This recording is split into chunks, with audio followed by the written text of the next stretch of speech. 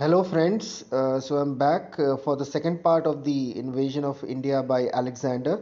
In the first part, we had discussed how Alexander crossed the Hindu Kush, dividing his army into two, and then conquering Aspasi, Ashwanayans, and Ashwakanayans, etc. And Perdiccas and Hephaestion then conquered another capital of Gandhara, that is Pushkalavati. And after that, he, along with Hephaestion and Raja Ambhi, constructed a bridge of boats so that Alexander and his army could cross over to the east side of the Indus and reach the interiors of Punjab. So we would look at this part and would discuss Alexander's, particularly in detail. We would discuss the Battle of Hydaspes River, which was fought between Alexander and Porus in June 326 BCE. So it's time for a quote, and this is the quote which Curtius says what Alexander told Raja Ambhi after the surrender of Raja Ambhi's kingdom. And Alexander told Raja Ambhi that perhaps from our friendly greetings, you may think our intercourse will be without a contest, but there you are mistaken, for I will be your competitor in friendly behavior and would see to it that you do not overcome me in generosity. So, this is the quote which Curtius says that Alexander told Raja Ambi after he had surrendered his kingdom to Alexander. And this is the bridge of boats which you could see. And these are called pontoon bridges nowadays, and these bridges are the one which floats on a shallow boats to support a continuous deck for pedestrian and vehicular travel. This is constructed during emergencies or in warfare. So this is how a bridge of boats or a pontoon bridge looks like. And this is Raja Ambhi meeting Alexander on just the outskirts of Takshashila uh, and surrendering his kingdom to Alexander. So Alexander reached the outskirts, and where there he was welcomed by Raja Ambhi, who surrendered his kingdom and presented Alexander with 300 talent of silver, 3,000 fat oxen, 10,000 sheep, and 30 elephants and 700 cavalry. Friends, you could just imagine the wealth and the economic prosperity of that region. Now, 300 talent in Attic gold, Attic scale, that 300 one talent equal to about 26 kilos. So about 300 talents means that about 7,800 kilos of gold, of silver rather, were presented to Alexander, along with so many animals and sheep, fat oxen, which he could use for his army. Alexander stayed at Takshashila for 3 or 4 days. He actually got an emissary from the kingdom of Abhisara and the nearby kingdoms who surrendered their kingdom to Alexander. And there he performed his customary sacrifices, equestrian events, and appointed Philip, the son of Makatas. He was a general in Alexander's army, and he was given the governorship of Takshashila. And after that, Alexander sent embassy to Porus, telling him to surrender his kingdom too. But Porus told that emissary that he would welcome Alexander in his borders, but tell Alexander to come with his arms. So that is what Porus told Alexander's messengers. And then there was no choice. Alexander marched towards Jhelum. He had with himself 40,000 infantry and 7,000 cavalry to confront Porus, plus 5,000 soldiers were given by Ambhi to Alexander because there was enmity between between Porus and and Taxilis or Ambhi, and to beat Porus, uh, Ambi himself commanded a troop of 5,000 soldiers to help Alexander. Now, this is about Battle of Hydaspes, of course, and this is a great battle which was fought at the east bank of Jhelum River. The place is near to modern Jalalpur in the Punjab region of Pakistan, and Alexander reached Jhelum River, but on the other side he saw that Porus was waiting and the Greeks tell us that Porus had about 30,000 infantry, 4,000 cavalry, and about 200 war elephants. And Alexander decided that it was impossible to actually confront Porus head on. His soldiers had elephants, but they have never faced these giant beasts on a battlefield. So he thought that his horses, his main arm was his companion cavalry and other cavalry of his army, and they will get panicked. Horses normally get panicked when they see an elephant. So he thought that I cannot just confront Porus like that. And secondly, the geography of region stated that the direction of the battle could not be directed from the place where Alexander pitched his camp. So he looked for other ways. He actually looked for spots upstream of the river where he could just cross the river from some place. So this is how River looks during summers. You could see that you can hardly see the other bank because in summers the Himalayan snows melt, and uh, and the river is at its widest at this point of time. So this is how Jhelum River looks like during these summers, May and June. So we'll look at the pre-battle maneuvers here, and Alexander made a ruse actually. He publicly made an announcement that he would stay put. He would stay put at the place where he is.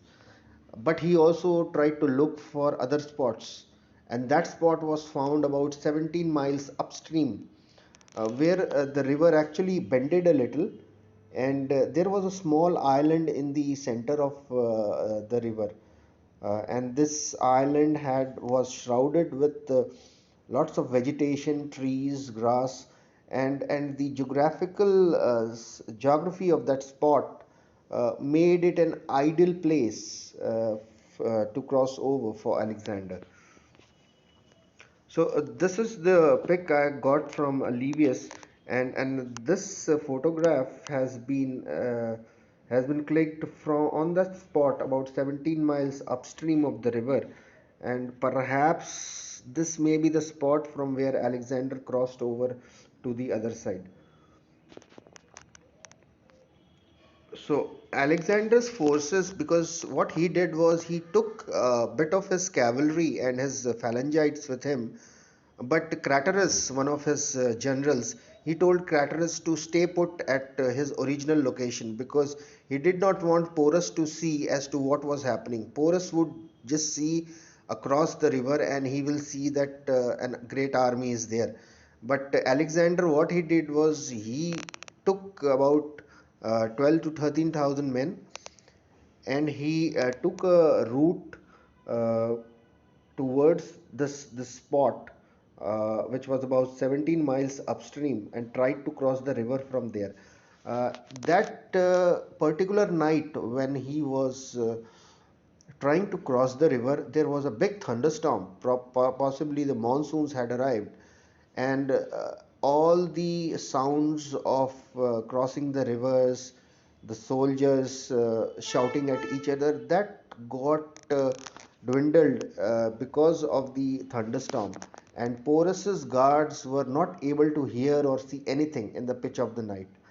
And When he crossed into the other side, he first actually reached that island, that big island, uh, and he thought that he had reached the other bank. But somebody told him that this is not the other bank, this is that island, and from there he crossed over to the other side.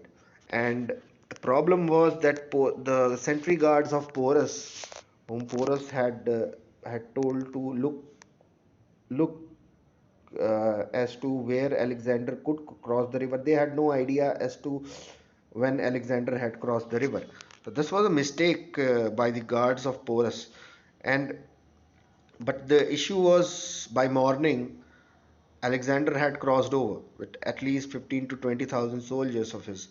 And Porus knew that what was going on because his sentries told him. So what he did was he just wanted to check as to if the whole army has crossed over or some portion of the army has crossed over. So he sent about 2,000 men and about 120 chariots, which was led by his son, to just see what was going on. And this is how it looked like if you could just magnified it. uh, on the right you could see Alexander crossing over from his original position, and Porus sending his initial patrol towards Alexander. So this is what was happening in the morning hours of the battle, just about 6 a.m. or so.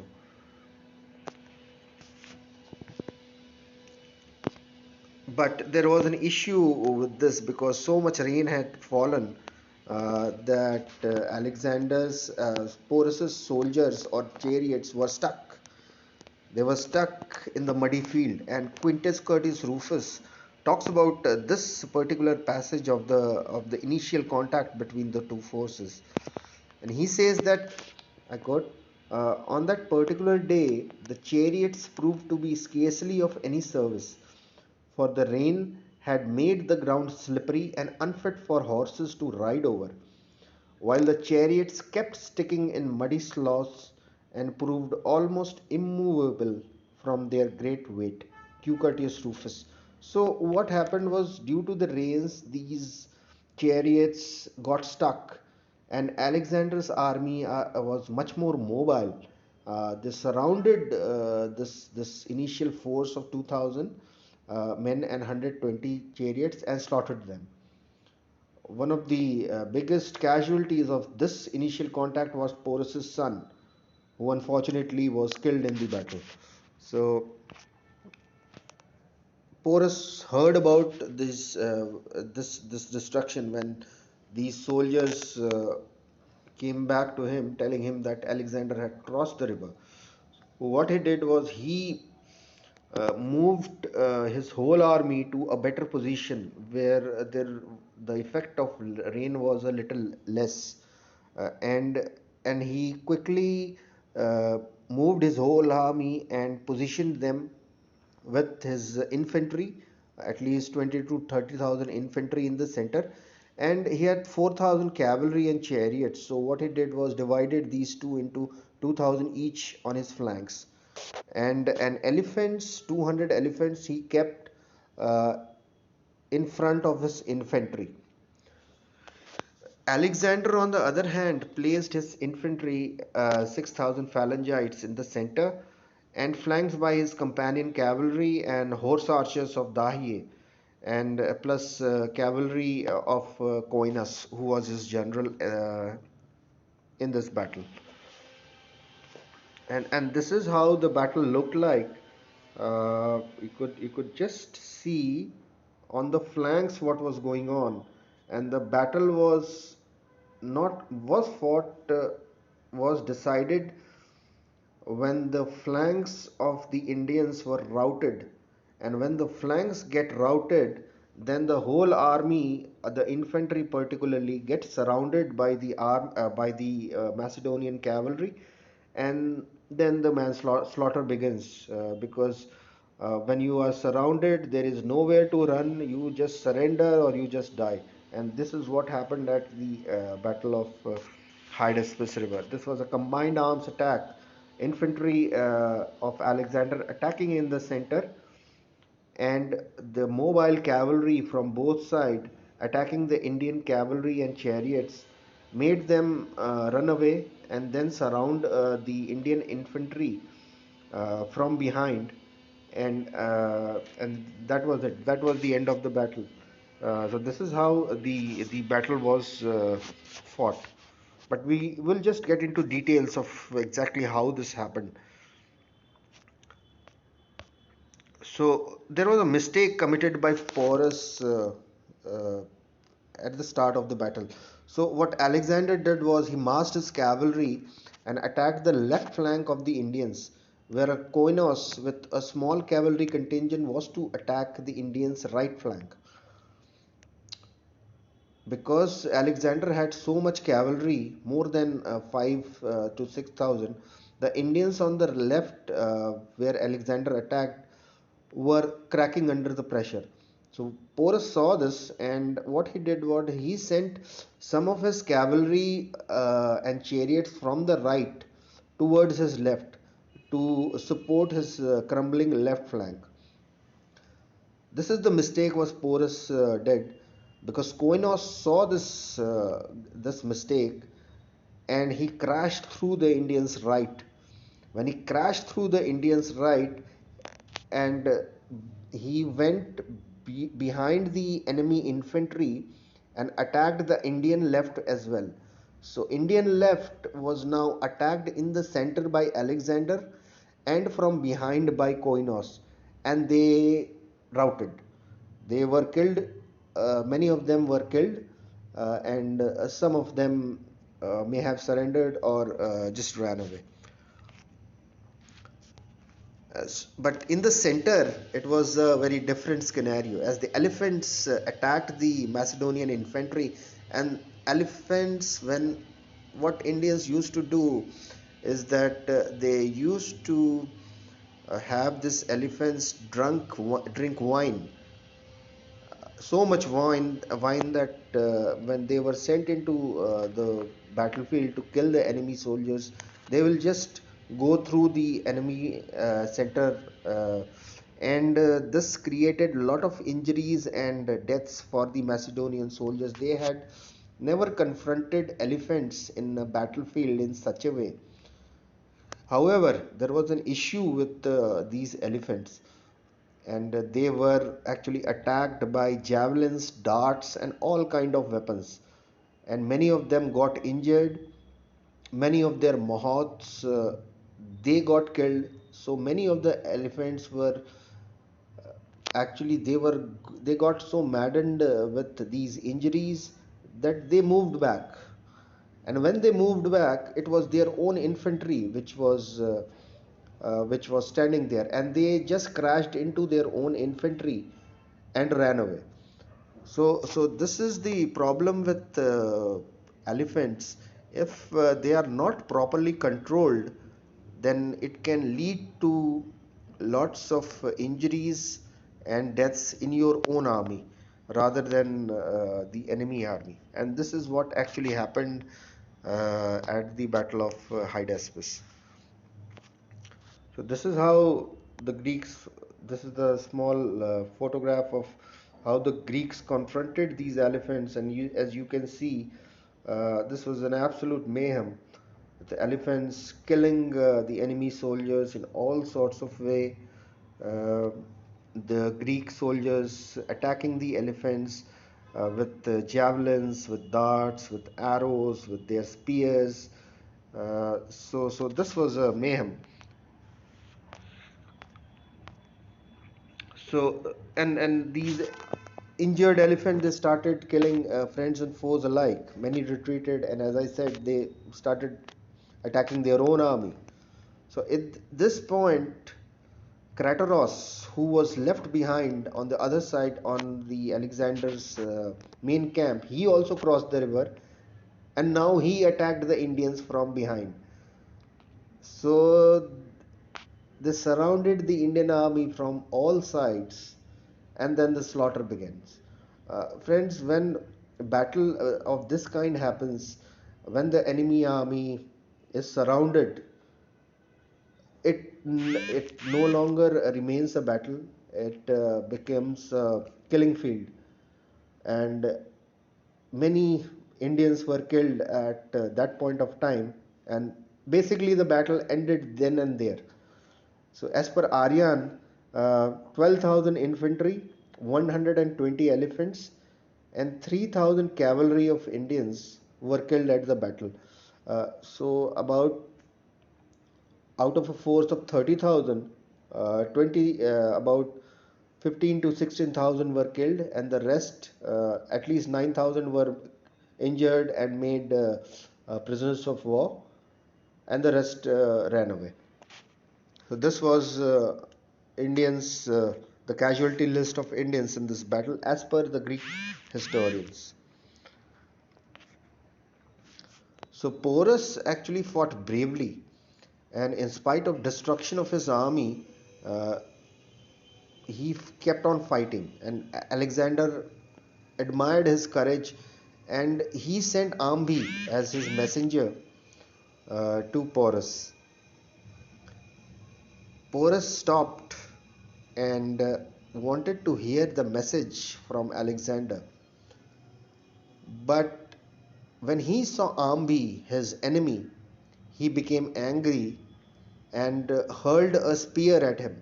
Ambi would have been killed there and then, but he just ran away before the spear struck him. And there is this interesting thing about this particular incident, and this is the photograph of Ambi trying to meet Porus. And Greeks actually made a minted a coin on this particular incident after Alexander had left. And this is this coin which I could magnify it. This is a silver drachma of Greeks, and you could see this horseman on the left is trying to confront the man on the elephant who is throwing a spear at him. So this probably is the incident of Ambi meeting Porus, uh, for which the Greeks minted this particular coin. So, but Alexander didn't get angry at the behavior of Porus, and he kept sending his messengers. At last, he sent Miros. Miros was a friend of Porus who changed sides and went over to Alexander. So, Porus sent Miros as his messenger, and seeing Miros, Porus stopped. He got down from his faithful elephant. His right arm was struck by a dart, and that is why it was injured. It did not had any armor on it. So he was thirsty also. So after drinking some water, he went to see Alexander. So this is the uh, this is a painting of Porus meeting Alexander, and you could see an imposing figure Porus was. Greeks tell us that he was more than 7 foot tall and a very brave man. And this is how Porus met Alexander, and there was this legendary comments or interview which followed between Alexander and Porus. So Alexander asked Porus, "How should I treat you?" Porus said, "Treat me, O Alexander, as befits a king." Porus replied, "For my own sake, Porus, thou shalt be so treated, but do thou in thine own behalf ask for whatever pleases you." Porus replied, "In what I have asked, everything is included." And then Alexander told his doctors to take care of his friend Porus's wounds. He was Alexander was very, very impressed with Porus, and he gave the lands. Uh, Porus was actually ruling between Jhelum and Chenab. But when Alexander finished his conquest, he gave him the territory between Jhelum and Bias. So in a way, yes, Porus lost this battle tactically, but strategically he won because he was governing a very small area before Alexander came. And when Alexander went away, he was the master of area. Of course, though he was a governor still of Alexander, but he still commanded an area which was much larger than his original kingdom. So this was a very bloody battle for the Greeks as well. And Aryan says that about 3 to 400 Greeks were killed, and Diodorus calculates about 1,000 plus casualties for the Greeks. This battle made such an impression upon Greeks and Greek soldiers that ultimately what happened at Bias, which will be covered in the next episode, uh, they were so frightened. Their confidence had gone after facing the wrath of these huge elephants in a battle. So this concludes my second part on the Alexander's invasion of India. Next part, we will talk about Alexander's further victories, uh, his uh, his retreat from India, and then last part we would be looking at the why Alexander was successful in India, why what are the challenges faced in India, and why Indians were so unsuccessful militarily. They were unsuccessful in defeating Alexander. So we'll look at all these things in our part 3 next week. So till then, thank you so much. Please like and subscribe, and keep supporting my channel. Thank you so much.